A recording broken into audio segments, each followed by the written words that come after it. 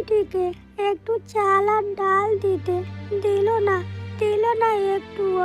এখন এখন কি খেয়ে সারাদিন কাটাবো আমরা? আমার আমার যে খুব খিদে পেয়েছে, আর আর সহ্য করতে পারছি না। সকাল থেকে না খেয়ে আছি। তুমি একটা ব্যবস্থা করো গো, কেন চুপ করে বসে আছো? নেই, কেউই নেই। অসহায় মানুষদের পাশে কেউই থাকবে না। তোমাকে প্রথমেই বলেছিলাম যে ওই বুড়িমার বাড়িতে যেতে হবে না, সে আমাদের সাহায্য করবে না।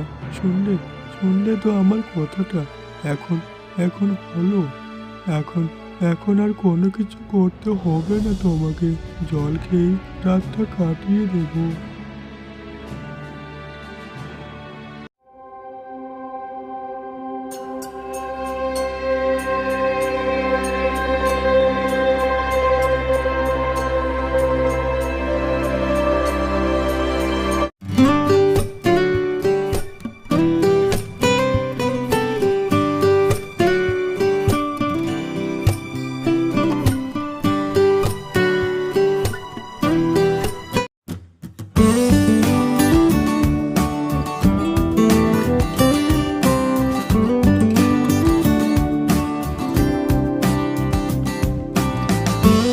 বউ মনে হয় ঘুমাচ্ছে এখনো।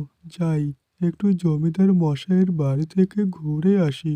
যদি কিছু পাই তাহলে তো আজকের দিনটা চলবে কোনো মতো।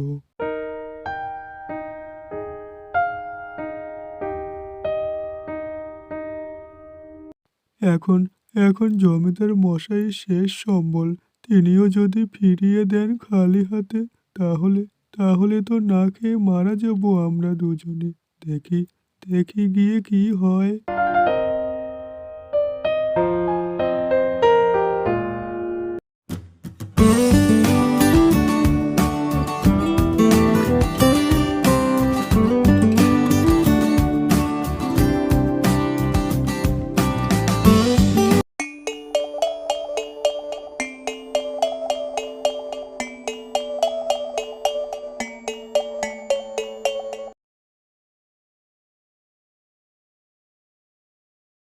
জমিদার মশাই, জমিদার মশাই, বাঁচান, বাঁচান আমাকে। খুব অসহায় হয়ে পড়েছি আমি। জমির ফসল জানি না কিভাবে নষ্ট হয়ে গেছে। ঘরে ঘরে একটুও খাবার নেই। কাল থেকে না খেয়ে আছি আমরা দুজনই। যদি যদি কিছু চাল আর ডাল দেন তাহলে খুব ভালো হয়। আর আপনি চিন্তা করবেন না, আপনার ধারের টাকাটা আমি সামনে বছর ফসল ফলিয়ে পরিশোধ করে দেব, সুদ সমেত। এখন একটু সাহায্য করুন জমিদার মশাই। এ কি বলছো তুমি? আগের বাড়ি তোমার অনেক টাকা ধার আছে, সেগুলো আগে পরিশোধ করো, তারপরে পরের কথা ভাবা যাবে। গত বছরে তো তোমাকে কতগুলো টাকা ধার দিয়েছিলাম, সেগুলো সব ভুলে গেলে নাকি?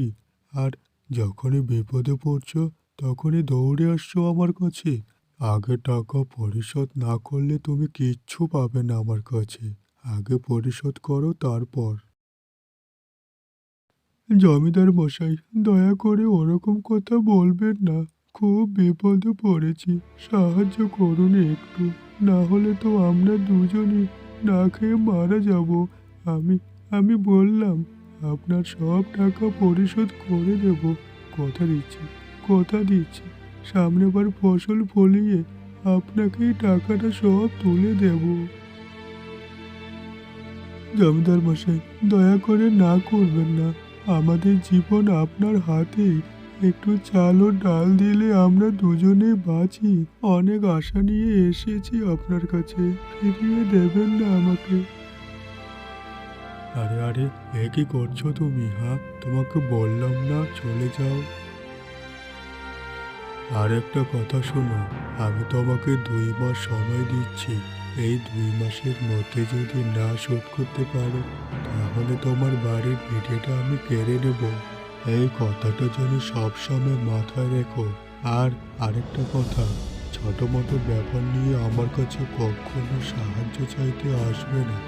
যত সব ছোট লোকের দল, ভিখারি, কিছু হলেই সাহায্যের জন্য হাত পেতে চলে আসে এখানে।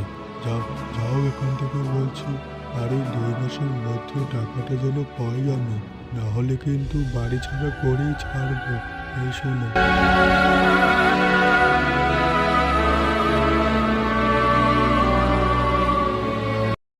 যত সব, এই মানুষগুলোর জন্যই একটু সুখে শান্তিতে থাকতে পারি না বাড়িতে। সব সময় খালি বিরক্ত করে।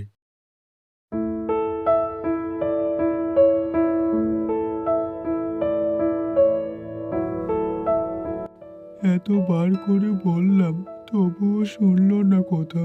এই বিপদের দিনে কি কেউ আমার পাশে দাঁড়াবে না? এখন এখন কি করব? কি করব আমি? খালি হাতে খালি হাতে বাড়িতে কিভাবে ফিরবো? বউ তো আমার অপেক্ষায় বসে আছে। না, আর কখনো ফিরবো না। ওই বাড়িতেই ফিরবো না। শেষ শেষ করে ফেলবো। নিজেকে আমি শেষ করেই ফেলবো। তাহলে এই অশান্তির সমাপ্তি হবে।